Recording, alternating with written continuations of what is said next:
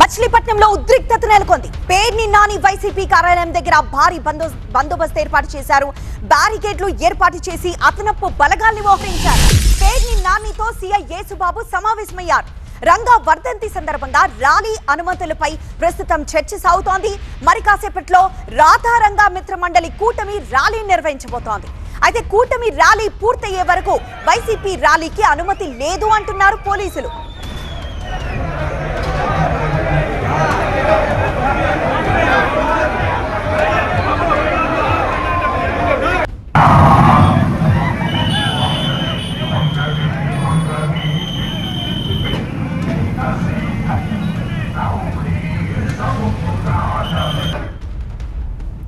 ప్రస్తుతం పేర్ని నాని ఆఫీస్ దగ్గర పోలీసులు బ్యారికేడ్లు ఏర్పాటు చేశారు. అదనపు బలగాల్ని మోహరించారు.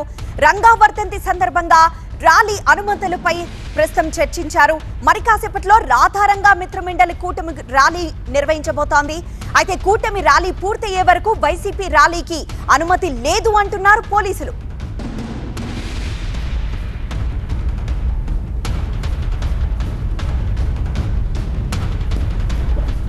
మరింత సమాచారం మా ప్రతినిధి వసంత్ అందిస్తారు. వసంత్, రాధారంగా మిత్రమండలి కూటమి ర్యాలీ తర్వాతే వైసీపీ ర్యాలీ అంటున్నారు. అంటే రెండు వర్గాల ర్యాలీలు ఒకే ప్రాంతం నుండి జరగనున్నాయా? అందుకే పోలీసులు అనుమతి ఇవ్వడం లేదా?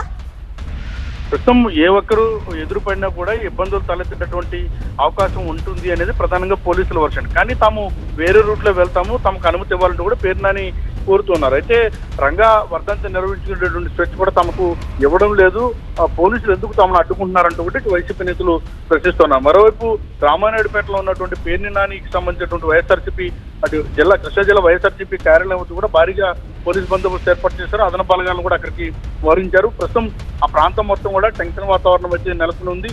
ఒకవైపు కూటమి పార్టీలకు సంబంధించి రాధారంగ మిత్రమండలికి సంబంధించినటువంటి నేతలంతా కూడా ర్యాలీ నిర్వహిస్తూ ఉండగా, మరోవైపు వైఎస్ఆర్ కాంగ్రెస్ పార్టీ శ్రేణులు కూడా ర్యాలీకి సిద్ధమయ్యారు. పోలీసులు మాత్రం ఆ ర్యాలీ మొత్తం పూర్తయిన తర్వాత మాత్రం అనుమతిస్తామంటూ ఏం చెప్పిన నేపథ్యంలో ఇటు వైఎస్ఆర్ కాంగ్రెస్ పార్టీ శ్రేణులు సైతం ర్యాలీ నిర్వహించేందుకు సిద్ధమయ్యారు. ప్రస్తుతం భారీగా అయితే పోలీసు బలగాలు అక్కడ మోహరించారు. ఎస్ వసంత్, సో మచిలీపట్నంలో ఉద్రిక్త పరిస్థితులు నెలకొన్నాయి. పేర్ని నానితో సీఐ యేసుబాబు ఇప్పటికే సమావేశమయ్యారు. రంగా వర్ధంతి సందర్భంగా ర్యాలీ అనుమతులపై ప్రధానంగా చర్చించారు. కాసేపట్లోనే అదే ప్రాంతం గుండా రాధారంగా మిత్రమండలి కూటమి ర్యాలీ నిర్వహించబోతోంది. మరోవైపు వైసీపీ కూడా ర్యాలీకి సిద్ధమైపోయింది. దీంతో రాధారంగా మిత్రమండలి కూటమి ర్యాలీ తర్వాతే వైసీపీ ర్యాలీకి అనుమతి ఇస్తామంటూ పోలీసులు తెలుపుతున్నారు. ఏమాత్రం ఎదురెదురుగా ఈ ర్యాలీలు వచ్చినా ఎలాంటి పరిస్థితులు వస్తాయో, పరిస్థితి చేయి దాటుతుందో అన్న ఒక ఆందోళన నేపథ్యంలో పోలీసులు ముందు జాగ్రత్తగా వైసీపీ నేతలతో చర్చించి ముందుగా రాధా మిత్రమండలి కూటమి ర్యాలీ తర్వాతే వైసీపీ తన ర్యాలీ నిర్వహించుకోవచ్చు అంటూ పోలీసులు చెప్తున్నారు.